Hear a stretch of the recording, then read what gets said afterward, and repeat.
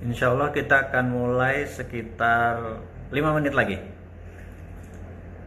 Jadi yang lain boleh siap-siap. Apa kabar? Masih waras kan semuanya kan? Kalau suara saya cukup jelas tolong komen. Karena saya nggak bisa lebih keras lagi dari ini.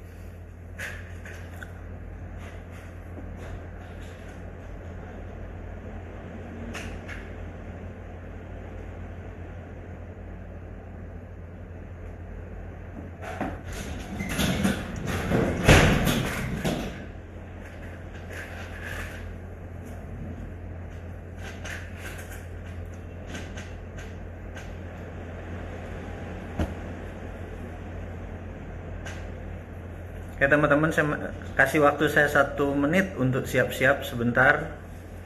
Karena topik hari ini kita berusaha untuk tidak berdiskusi masalah yang berat-berat, tidak berdiskusi masalah geopolitik, tidak berdiskusi masalah bisnis. Karena kita mau coba yang ringan aja. Saya untuk pertama kali melihatkan wajah saya di layar itu membuat saya gemeter. Saya lebih natural suara saya saja yang keluar. Saya lebih nyaman bicara lewat headset dan nggak ada orang yang melihat saya. Jadi saya pikir bagi yang pertama kali bertemu, salam kenal, salam sukses. Bagi sahabat-sahabat yang biasa mengikuti suaranya Bosman Sontoloyo, hari ini kita tidak berbicara tentang geopolitik, walaupun di sini rasanya sudah mencekat pengen mengeluarkan banyak hal, tapi saya tumpahin aja lewat video. Ada 11 video ke depan sudah disiapkan, termasuk apa yang terjadi kalau ada skenario terburuk, yang saat ini kita tahu pemerintah menggunakan skenario optimis gitu ya. Nggak apa-apa, mudah-mudahan benar. Tapi yang kita takut adalah kalau skenario terburuk yang terjadi. Jadi kita nggak pengen skenario terburuk terjadi. Saya hanya mengingatkan apa itu yang terburuk, tapi lewat video. Kali ini kita akan berdiskusi bagaimana kita mengenal diri kita. Itu mungkin topik yang sederhana aja. Alasannya satu, saya sudah 3 minggu lockdown. Beberapa teman pasti ada yang sudah seminggu, ada yang 2 minggu. Dan apa yang terjadi kalau sampai 2 bulan ke depan kita juga masih lockdown? Hanya itu aja pertanyaan saya. Satu, mungkin ada hal yang saya lebih takutkan, yaitu kewarasan kita. Saya takut kita udah gak waras, tau gak? Karena kita berada di posisi yang sangat walaupun di rumah sendiri, tetapi dengan daya pandang terbatas, informasi terbatas. Saya pikir menjaga silaturahmi lewat udara, dengan hari ini kita bertatap muka walaupun cuma sebentar, ini hanya menjaga kewarasan aja. Dan ada hal yang topik yang hari ini mau kita ungkap, yaitu tentang sio kaya. Saya cerita dulu. Jadi Anda tahu orang yang lagi siaran saat ini adalah orang yang Sontoloyo, dan Sontoloyonya konstan gitu ya. Jadi saya mau menceritakan sedikit, tapi mohon jangan dianggap ini sebagai cerita-cerita yang negatif. Ini hanya cerita-cerita ringan supaya Anda tahu sisi saya dari sisi yang lain. Sisi yang lain itu adalah misalnya kita biasa ngelihat bulan yang terang, indah. Ini kita ngelihat the other side of the moon. Jadi sisi gelapnya dari bulan gitu ya. Atau kita koin, biasa ngelihat koinnya Garuda, atau di twist, atau ada angka 100. Kita ngelihat the other side of flip of coin gitu ya. Ini juga sama, ada sisi seorang Mardigu yang biasanya memprovokasi, membangun kesadaran dengan cara cerdas bernegara. Cara cerdas bernegara itu ada 7, yaitu IPO, Lex Sosbud, Hankam gitu, ideologi, politik, ekonomi, sosial, budaya, pertahanan, dan keamanan. Jadi kita bisa ngomong 7 topik itu, bisa ngomong ekonomi, bisa ngomong tentang politik, bisa ngomong tentang ideologi, bisa ngomong pertahanan dan keamanan. Itu bagian dari cara cerdas bernegara yang kita coba taruh di sosial media. Yang hari ini adalah sisi lain dari seorang Mardigu gitu ya. Sewaktu kecil, matematik itu adalah pelajaran yang paling menakutkan bagi saya. Sampai sering dimarahin sama guru. Saya ingat kelas 3 SD waktu itu. Dan saya sekali lagi bukan dari keluarga berada, jadi pindah dari Madiun, pindah ke Malang, pindah ke Bandung, pindah ke Palembang, pindah ke Balikpapan dan lain sebagainya, kemudian Jakarta dan lain sebagainya. Kita pindah-pindah karena ayah saya hanya pensiunan angkatan udara, pangkatannya pun rendahnya kapten, jadi kemana tugas ya kita ngikut gitu ya. Nah, suatu hari ayah saya berkata bahwa kenapa kamu susah sama matematik? Saya bilang, saya takut angka itu aneh sekali. Terus ayah saya berkata, angka itu cuma dari 0, 1, 2, 3, 4, 5, 6 sampai 9. Cuma ada 10 varian. Setelah itu balik ke 11, balik ke 12. Angkanya diputar-putar itu aja. Itu adalah benda yang paling sederhana di dunia. Kalau huruf Latin itu ada A, B, C, D, E, F, G gitu ya. Ada 26 varian. Kalau huruf hijaiyah dari Arab yang kita bilang alif ba ta sa itu kan ada 29. Variannya lebih banyak lagi. Sementara matematik tuh angka itu hanya 10 varian. 0, 1, 2, 3, 4, 5, 6, 7, 8, 9. Habis mengulang lagi. Entah bagaimana kata-kata itu menyentak kepala saya demikian. Oh iya ya, cuman 10 variabelnya. Cuman 10 elemennya gitu ya. Dan sisanya dikombinasi-kombinasi itu.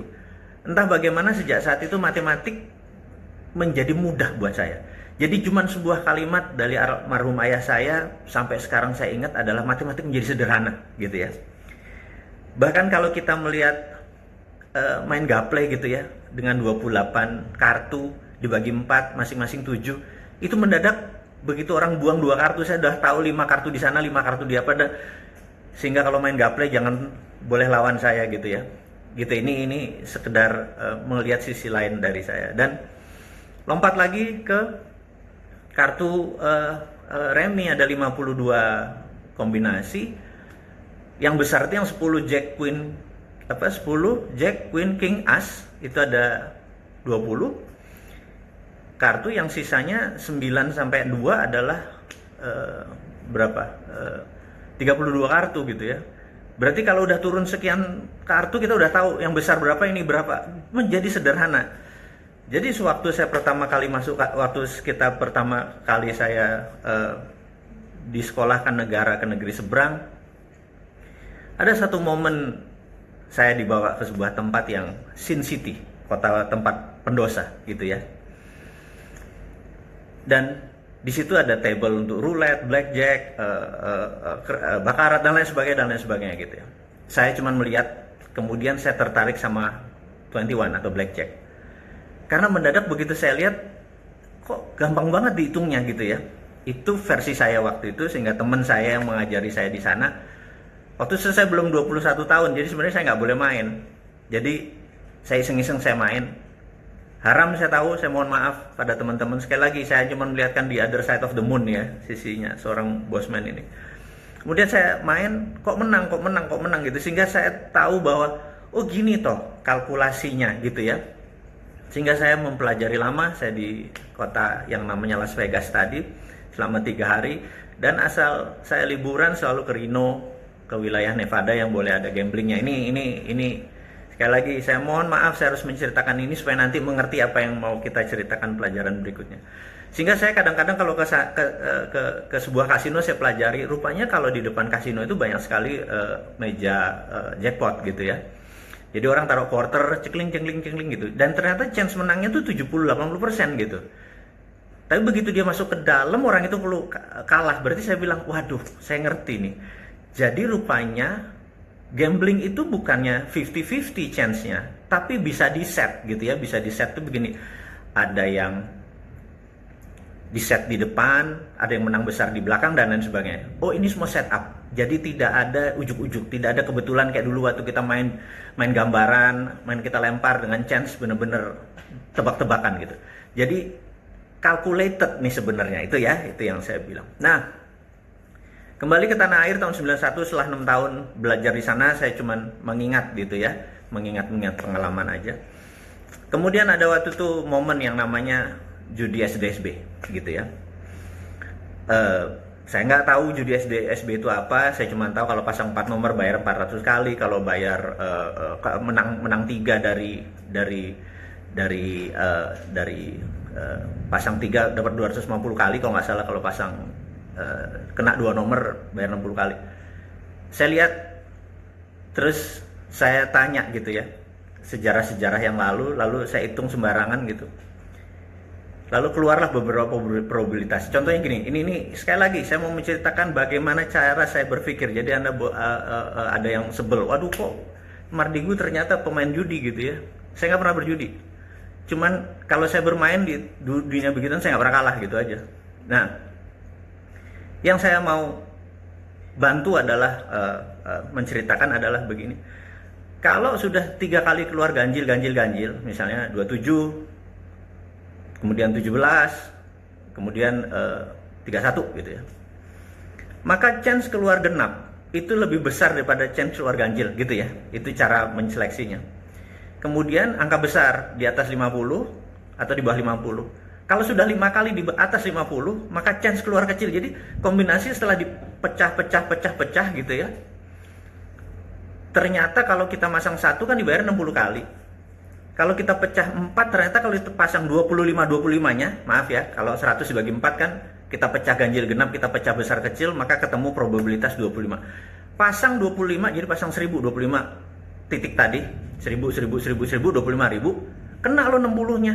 Jadi untungnya 35 perak, 35.000 gitu ya.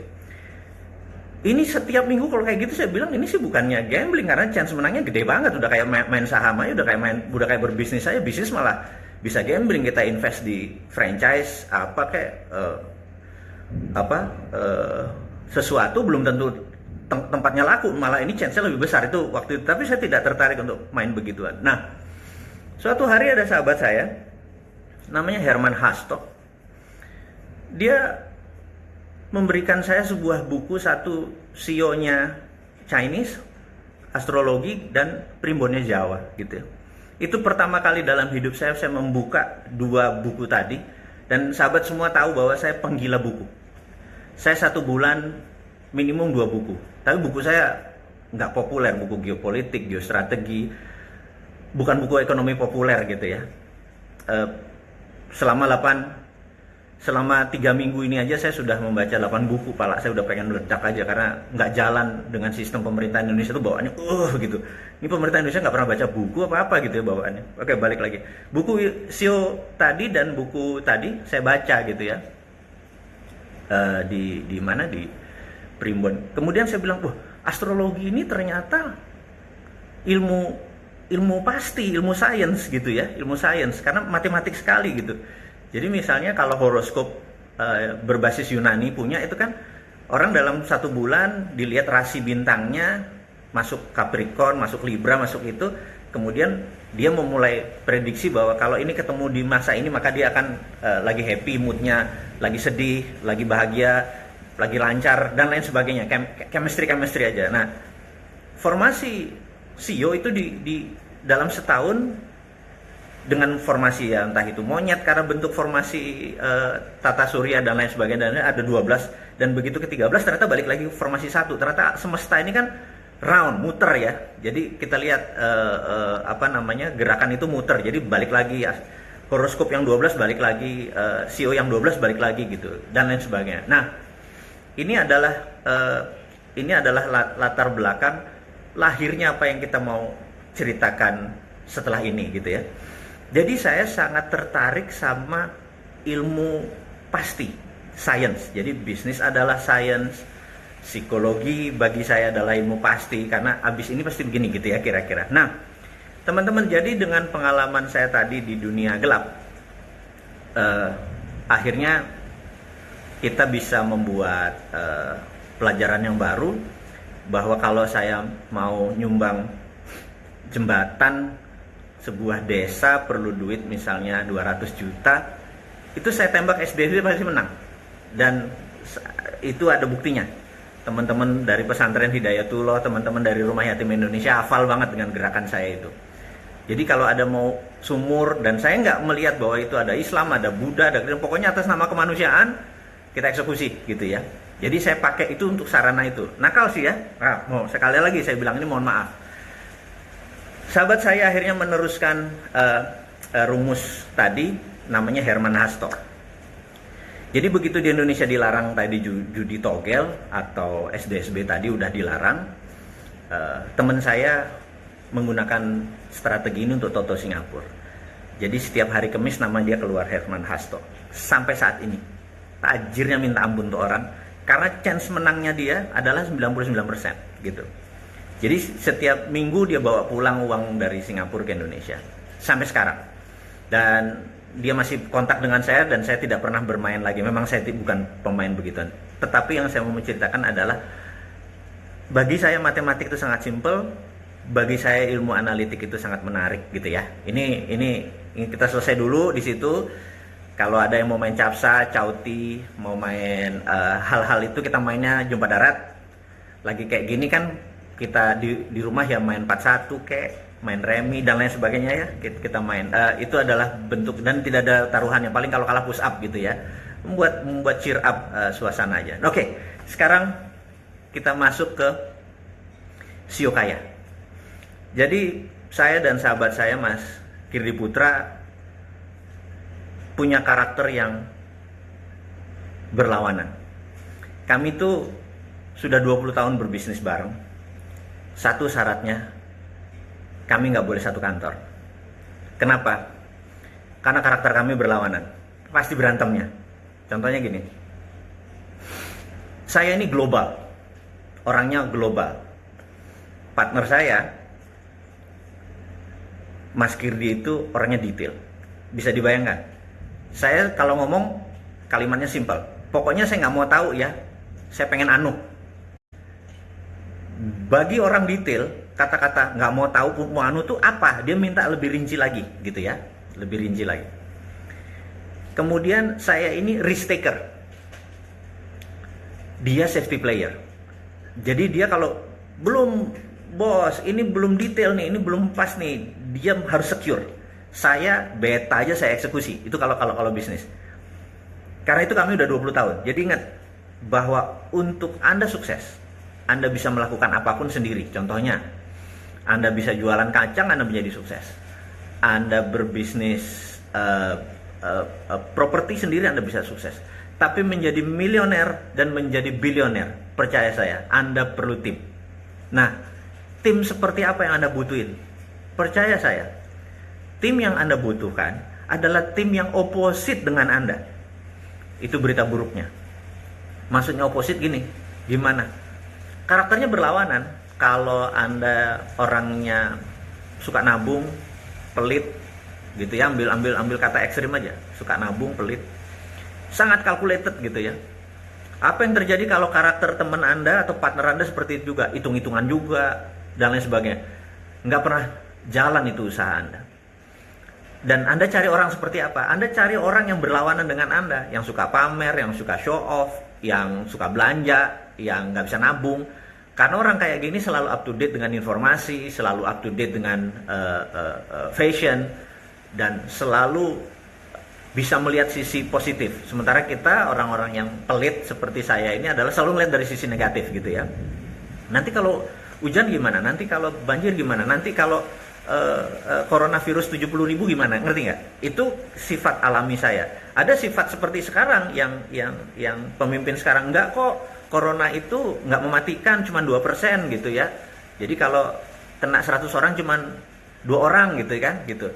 Walaupun kalau orang seperti saya bilang, gimana kalau nanti 100.000, 2% itu kan 2.000 kan banyak. Rumah sakit aja nggak cukup dan lain sebagainya. Oh, nggak bakal ke sana, itu yang positif gitu.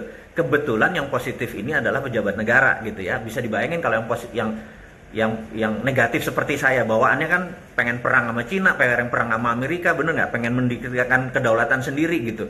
Mana mau saya bergabung sama Cina atau Amerika gitu ya. Ini contoh aja, karena sifatnya adalah safety, sifatnya adalah pelit tadi gitu ya. Ngapain harta gue dikasih ke Amerika gitu ya. Ngapain bangun jalan tol pakai duitnya Cina? Itu contoh-contoh saja gitu ya.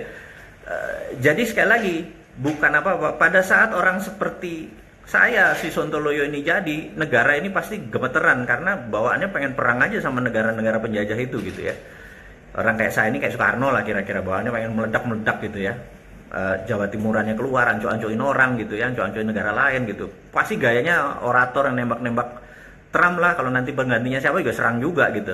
Oke, itu hanya sebagai contoh. Nah, jadi kita kembali ke Sio Kaya. Untuk sukses Anda bisa melakukan apapun, tapi untuk jadi milioner atau bilioner Anda perlu partner. Dan partner ini karakternya harus berlawanan dengan Anda. Karena siapa yang garuk punggung Anda adalah orang partner Anda. Jadi teamwork, jadi talent, bakat Anda, win the game. But championship need a teamwork. Jadi teamwork win championship. Sekali lagi, yang kita mau ceritakan hari ini adalah kedua-duanya. Bagaimana menemukan talent kita dan bagaimana kita mencari partner gitu ya. Nah, Sio Kaya ini akhirnya adalah dapat dua hal yang saya pelajari. Satu dari CEO-nya Primbon Jawa tadi. Yang pertama adalah dari Carl Gustav Jung. Saya ini mengidolakan dia sekali. Jadi saya pelajari tentang sifat. Jadi manusia itu ada dua. Manusia itu ada dua. Ada orang manusia yang sangat kreatif atau orang langit, ada orang yang di bawah yaitu orang bumi, orang sensori. Orang sensori. Jadi dari kalau Anda berbisnis internet, berbisnis digital marketing, Anda cuma bisa menjual ke 75% manusia. Anda tidak bisa menjual ke 20% manusia yang orang sensori. Orang sensori ini dia harus menyentuh dulu. Misalnya dia mau beli kain, spray gitu, dia harus sentuh spraynya. Dia nggak mungkin lewat nggak mungkin lewat internet karena dia nggak bisa pegang, dia nggak bisa nyium baunya. Itu orang sensori. Tapi sisanya mereka bisa memberi lewat internet base. Jadi jangan pikir Anda berbisnis digital bahkan bisa mendapatkan 100% market. Nggak bisa yang sensori. Jadi orang bumi kita sebut orang sensori dan orang langit. Kemudian tadi ada orang yang people person. People person adalah orang yang suka orang. Kemudian ada system person, orang yang tidak comfort dengan orang lain, dia selected, kemudian dia mempunyai lebih nyaman sama system. System person, orang introvert adalah system person, orang extrovert adalah people person. Dan tidak ada orang yang 100% extrovert, tidak ada orang yang 100% introvert. Ini saya harus cepat sekali. Jadi ada yang 70% extrovert, 30% introvert dan lain sebagainya. Nah, balik ke topiknya. Ternyata kalau 4 itu digabung, orang kreatif, orang sensori, orang ekstrovert, orang introvert, ada 4 karakter utama di sini, 4 karakter utama yang kita bilang orang satu gitu ya. Nah, dan tentunya ada yang cross, ada yang orang langit ketemu orang people person, ada people person ketemu orang bumi gitu ya. Jadi 4 Sio Kaya Anda. Ini yang saya mau diskusikan. Jadi pertanyaannya adalah Anda tahu nggak Anda masuk yang mana, gitu ya? Itu kalimat yang saya mau tanya Anda. Mana karakter Anda? Itu satu. Tapi nanti jangan bingung karena kita ada di siokaya.com. Anda masuk sana Anda udah tahu nanti karakternya. Nah, kemudian ada elemen. Nah, ini menarik nih elemen ini. Jadi elemennya begini. Di CEO-nya Lau punya, si I Ching punya, China punya, yang sudah ribuan tahun itu punya 5 Earth, Wind, and Fire, punya elemen 5. Ternyata Jawa, kita memakai Astabrata itu ada 8. Ini yang saya pikir, saya terkaget-kaget ternyata kita punya kekayaan tanah air ini lebih gila daripada negara lain. Jadi saya gabungkan Carl Gustav Jung tadi dengan Astabrata. Ini yang ketemu hal yang menarik. Jadi menarik ini begini. Kita tahu ada karakternya di Astabrata tuh ada bintang, matahari, api, angin, tanah, samudra, air dan bulan. Jadi 8. Sekali lagi, ada bintang, matahari, api, angin, tanah, samudra, air, dan bulan. Jadi 8 karakter elemennya tadi. Ini yang membuat saya terkaget-kaget. Begitu 8 karakter, 8 Carl Gustav Jung digabung sama Astabrata, karakternya menarik gitu ya. Sehingga begitu Anda nanti memasukkan data Anda jangan kaget nanti ya, sabar ya, sabar. Anda tahu bahwa oh ternyata saya ini risk taker gitu ya. Saya ini safety player, bayangin sampai itunya ketangkep tuh. Kemudian ada 3 hal lagi yang menarik. Drivennya Anda, jadi gini, manusia itu ada driven, ada drive yang membuat seseorang itu maju. Ada drivennya by love, seperti misalnya siapa yang love ya, yang paling terkenal, Mother Teresa. Itu drivennya love, gitu. Dia dicederai, dia dilukai, dia tetap memberikan cinta. Kemudian Nelson Mandela, itu drivennya love. Anda tahan dia 28 tahun dalam lockdown dengan penjara yang sangat kejam. Keluar dia tidak membenci satu orang pun yang membuat dia tersakiti. Driven dia love, gitu ya. Jadi kalau orang sudah bisa menaklukkan dirinya, drivennya adalah cinta. Dan ini adalah derajat tertinggi. Ada 2 lagi derajat driven seseorang. Yang satu adalah drivennya by fears, atau rasa takut. Biasanya nih seperti saya yang orang Jawa. Karena ajaran saya orang Jawa kebanyakan adalah ojo ngono, ojo, orang ke-10 baru ke ini boleh gitu ya. Jadi jangan. Nah, sehingga kalau mau bergerak itu saya bilang ini boleh nggak ya? Ini boleh nggak ya? Kebanyakan jangannya gitu ya. Jangan sayur ya, bukan. Maksudnya jangan beneran ya. Jadi saya mau mengingatkan bahwa ajaran dari Jawa membuat banyak sekali orang takut membuat keputusan karena banyak jangannya. Ojo gitu. Coba aja. Ya saya mungkin yang dididik seperti itu. Nah, driven kedua adalah anger. Karena keadaan gitu ya. Di bawah tekanan, pressure, dia marah, anger gitu. Nah, yang membuat dunia ini muter adalah orang yang punya driven anger dan fears gitu ya. Jadi Soekarno di penjara, drivennya marah gitu ya, anger gitu ya. Saya drivennya anger. Saya kasih tahu, saya drivennya anger. Apalagi tahun 2017, Anda tahu ya tahun 2017 ada yang namanya Rinso itu kan. Anda tahu semua saya anti BUMN kan, ya anti BUMN. Jadi BUMN itu adalah state capitalism. Saya itu pokoknya berbau kapitalisme anti aja. Terus udah tuh bayangin, negara itu kan regulator, BUMN itu operator. Begitu BUMN di bawah kementerian, dia regulator, dia operator, Anda bayangin. Terus kemudian sama Rinso yang menteri sebelum ini itu dikonsolidasi lagi, kerjasama antar BUMN, itu namanya kartel. Saya ulangi lagi ya, sudah dia operator, dia regulator, terus kerjasama antar BUMN, itu namanya kartel. Gara-gara sontoloyo borokokok seperti itu, swasta nggak bisa bergerak, karena semua perusahaan dikasih sama BUMN aja, gitu ya. Dan tidak ada yang teriak lagi bahwa itu kartel. Negara dikelola kartel tuh udah saya bawaannya, gue pengen mau ngomongnya apa gitu ya. BUMN itu banyak, Temasek ya BUMN, Kasanah di Malaysia ya BUMN, tapi tidak di bawah kementerian. Tidak ada yang bukain pintu, selamat pagi Bapak, selamat pagi Ibu. Ini di bawah kementerian, bayangin. Regulator sama operator jadi satu. Jadi saya pikir nggak pas nih. Terus kerjasama antar BUMN. Jadi saya waktu itu tahun 2017 ini keterlaluan nih, dan tidak ada yang ngomong lagi. Mungkin karena muscle knowledge terhadap bernegaranya memang beda. Nggak ada yang ngomong, saya teriak-teriak sendiri. Jadi saya ini adalah singa tua yang luka turun gunung ya. Karena saya pemarah ya, bawaannya meledak-meledak. Tapi saya mau marahnya elegan, pakai video gitu kan, pakai tulisan. Dan saya akan terus sampai 1000 video ke depan. Sekarang masih 250. Tenang sahabat semua, masih ada 750 lagi di kepala saya bisa pindahin. Ini bukan, saya tidak bercita-cita menjadi politikus, saya tidak bercita-cita ingin mendapat jabatan politik atau jabatan publik. Saya ini seorang introvert, saya nggak mungkin bisa melayani apalagi menyoto Pak Jokowi gitu ya. Orang ini luar biasa gitu ya. Karakter saya kalau sama Pak Jokowi ya 180 derajat beda. Dia nih humble, saya enggak. Saya rada-rada, ya saya sontoloyo gitu ya. Saya ngomong apa adanya, beliau sangat runut gitu ya. Jadi bayangin, yang menang adalah orang yang populer seperti dia. Jadi contohnya ya, Pak Jokowi kalau ketemu 10 orang gitu ya, nggak pakai sepatu. Pak Jokowi adalah orang yang sangat rendah hati.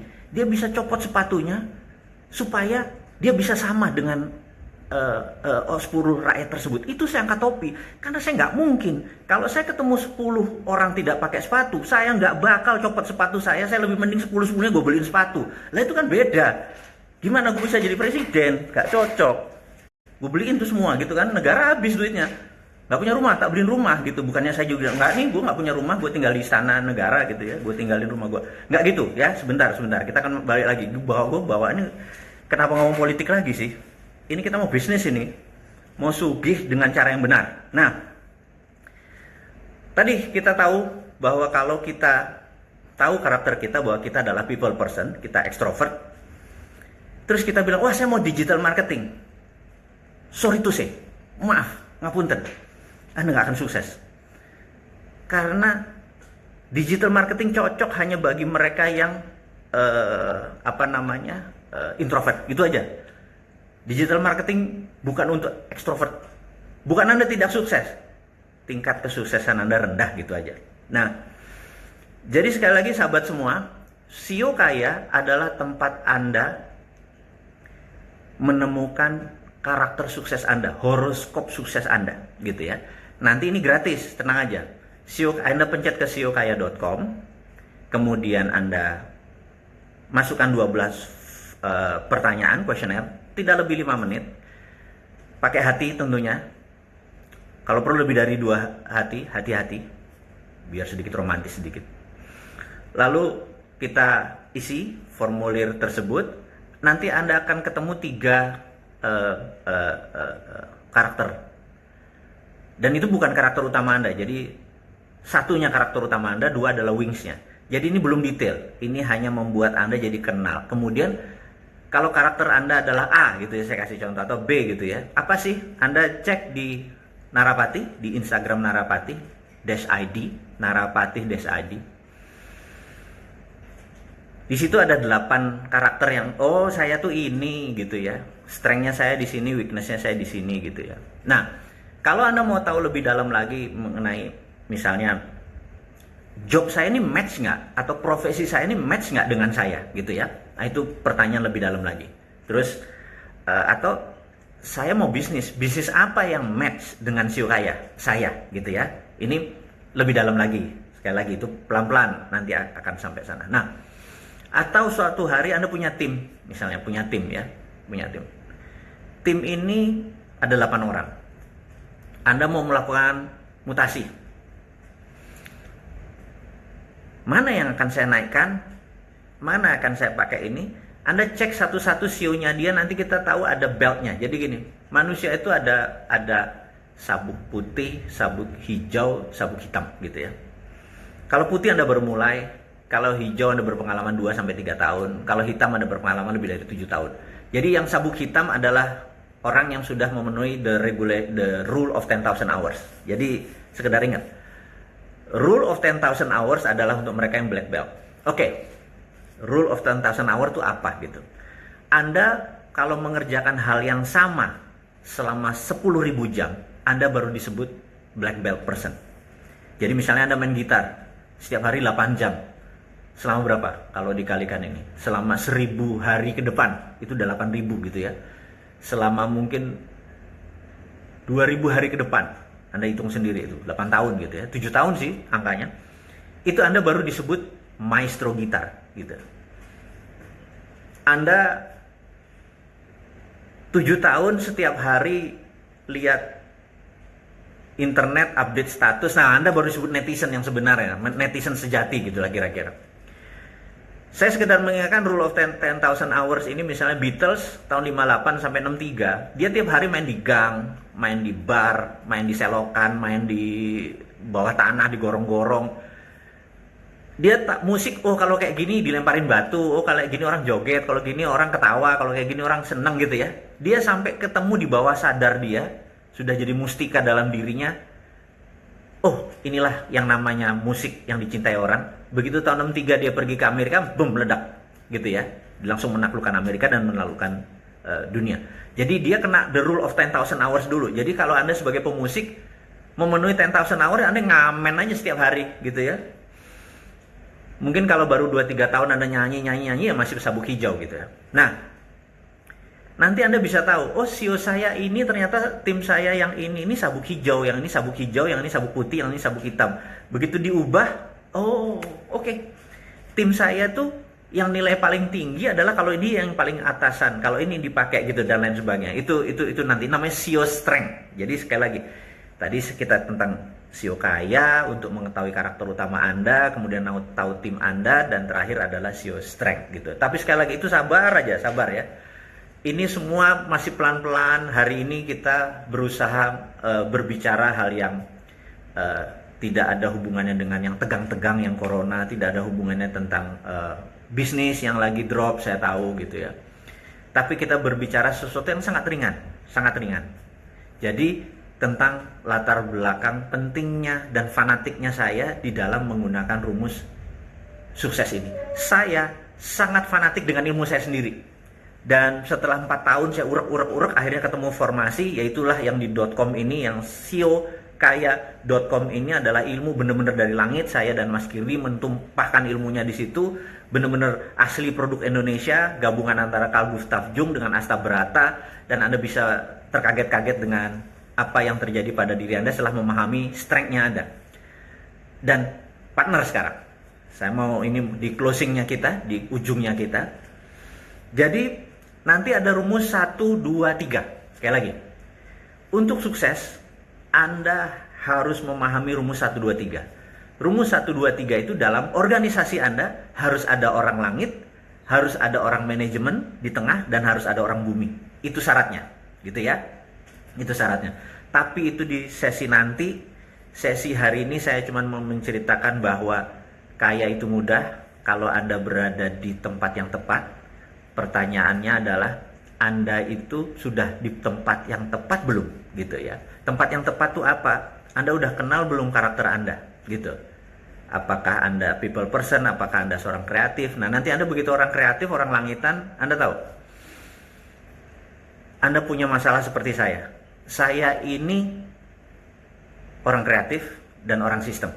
Jadi posisi saya di kiri atas, gitu ya. Nanti Anda bisa tahu apa itu kiri atas. Saya bawaannya pengennya mencipta terus gitu. Dan ini masalahnya. Kenikmatan saya adalah di dalam mencipta. Jadi pengennya buat sesuatu yang baru, buat sesuatu yang baru, buat sesuatu yang baru. Jadi contoh misalnya kayak gini. Bagaimana bisa menyelesaikan masalah ekonomi di Indonesia? Ini sekali lagi lompat sedikit ke politik supaya paham, karena otak saya pengennya mencipta aja. Ada sahabat saya namanya Jackson.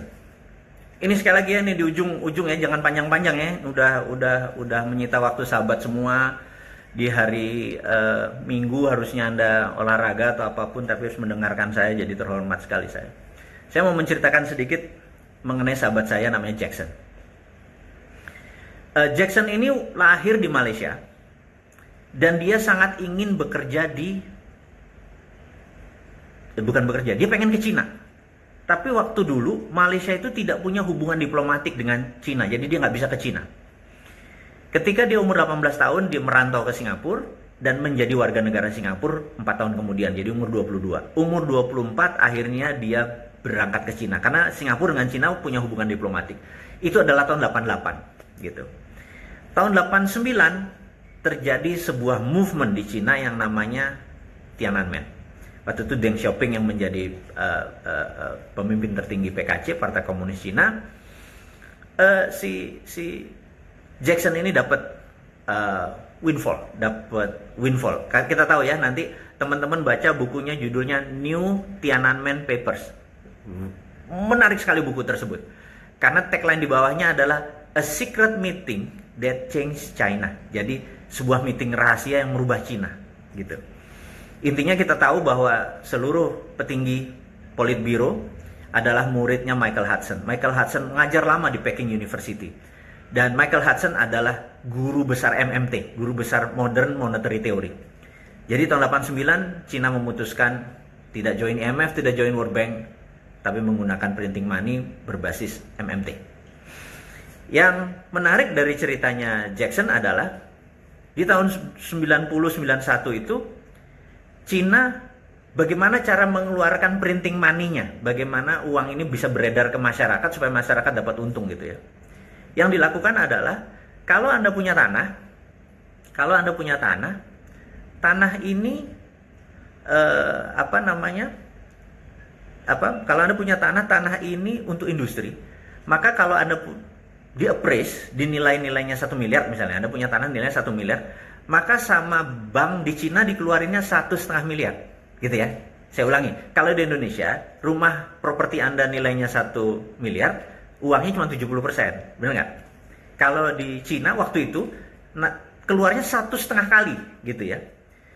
Sehingga ekonomi Cina tumbuh dengan cepat. Pertanyaan, rugi nggak pemerintah Cina? Bayangin, Anda punya tanah 1 miliar, dikeluarkan duit 1,5 miliar, dan 1,5 miliar tadi dibikin pabrik, gitu ya. Di atas tanah tersebut kan nilainya di 2,5, 1,5 tambah 1 kan nilainya jadi 2,5. Yang dipinjemin kan cuma 1,5, jadi masih untung, gitu. Negaranya masih untung. Itulah yang menstimulus Cina sampai kencengnya minta ampun itu sampai sekarang, gitu ya. Dari tahun 90-91 itu konsepnya sekarang. Jadi kalau minjem uang di Cina, keluarnya bukannya 70%, tapi 150%. Nah, karena itu saya punya usul sebenarnya. Pada saat ekonomi lagi susah, kayak saya kan pendukung UKM garis keras gitu ya. Udah Sontoloyo garis lucu, tapi UKM-nya garis keras gitu ya. Saya usulkan untuk menolong ini adalah udah print aja duit, gambarnya Jokowi sama Ma'ruf. Ini kan otak saya kreatif nih. Gambarnya Jokowi Ma'ruf, karena nanti masa jabatannya dia berakhir 4 tahun, pokoknya 4 tahun lagi duit itu nggak berlaku aja. Sehingga keluarnya kan sekarang aja. Begitu nggak berlaku, Anda tukar sebelum tutup, Anda tukar habis-habisan. Misalnya Anda punya mobil, kalau mobil atau benda bergerak harganya 100 juta, keluarnya 100 juta. Kalau motor 10 juta ya 10 juta. Kalau punya tanah dan rumah misalnya harganya 500 juta, keluarnya 1 miliar gitu. Syaratnya Anda punya industri yang dibangun. Jadi bukan untuk trading ya, sekali untuk industri yang dibangun dan tidak boleh impor. Nah, itu kan ekonomi langsung tumbuh dalam waktu yang sangat cepat gitu ya. Saya bilang, kok pemerintah nggak mau? Itu yang membuat saya kadang-kadang Jawa Timuran saya keluar, anco-ancoin orang. Karena di kepala saya sesederhana itu. Kalau ditanya nggak mungkin, itu apanya yang nggak mungkin? Jadi saya malah nggak bisa terima, otak lu isinya apa sih gitu. Lu NKRI nggak sih gitu, yang selalu saya tantang gitu ya. Makanya kalau saya itu karena otak saya kreatif. Jadi saya pikir orang di sekeliling Jokowi yang kurang adalah orang kreatif, orang langit kayak saya ini. Memang sih nggak membumi, tapi ya carilah partner. Jadi gini, untuk membuat orang kreatif itu idenya jalan, perlu orang bumi. Sekali lagi. Jadi saya akan menjadi ideolog aja terus, yang ngejalanin monggo. Siapa yang Anda berniat jadi politikus, ambil Jo, kita punya ilmu, bener nggak? Pakai konsep ini, pakai. Dan saya akan terus aja dari langit turunin ilmu ini, tanpa niatan untuk saya yang harus menjadikan gitu ya. Atau gini deh contohnya, ini mungkin di akhir, di ujung diskusi kita santai, ini kalau saya jadi presiden, mungkin presiden cuma 2 hari aja, nggak perlu lama-lama. Habis itu mungkin saya ditembak mati mungkin sama DPR apa yang sakit hati, nggak apa-apa juga. Bayangin, udah matinya Syahid, pakai 21 gun salute. Anda tahu kalau upacara militer yang paling dibanggakan sama orang dalam upacara militer adalah penembakan 21 kali Der itu 21 gun salute namanya. 21 tembakan hormat itu. Jadi Anda bayangin, Anda udah matinya Syahid, didoain banyak orang, upacara militer. Apa nggak keren? Cucu cicit lu bakal cerita terus, walaupun cuma 2 hari jadi presiden. Nomor 1 ya, Perpres, udah nggak usah pakai DPR. Putusan presiden, Perpu. Mulai sekarang kalau orang kirim duit ke luar negeri, penjara 10 tahun, namanya flight capital. Keluar negeri boleh beli beras, beli mobil, beli apa boleh. Tapi bawa lagi ke Indonesia, jangan beli tanah tapi tanahnya di Singapura gitu, nggak boleh. Terus yang kedua, mulai jam 24.00 bunga deposito 0%. Anda bisa bayangin, Anda punya duit 1 triliun, setiap bulan apa setiap tahun Anda dapat duit 50 miliar nggak kerja, toto jadi 0, pecah palakmu, bener nggak? Dan itu ada 5.300 triliun duit di bank.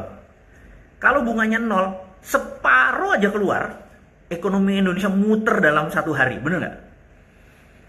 Habis itu yang sakit hati nembak Mardigu, jeder gitu ya. Ya wes, mati syahid kita, selesai. Presiden tuh nggak usah sampai 5 tahun, 2 kali jabatan 10 tahun, suwen. Mau nolong tuh 2 hari, cukup gitu ya. Nah, itu terjadi karena otak kreatif saya. Jadi saya pikir nggak usah lah saya jadi presiden. Nanti siapa yang jadi presiden, berani nggak kita tantang, angkat sumpah, bos, dalam 2 hari putusannya ini.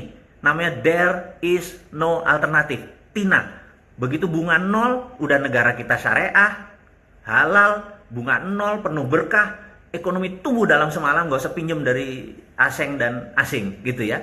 Sekali lagi, dengan demikian di ujung dari perjumpaan kita kali ini saya cuma mengingatkan, saya adalah orang yang kreatif di atas, kreatifnya kiri dengan sistem.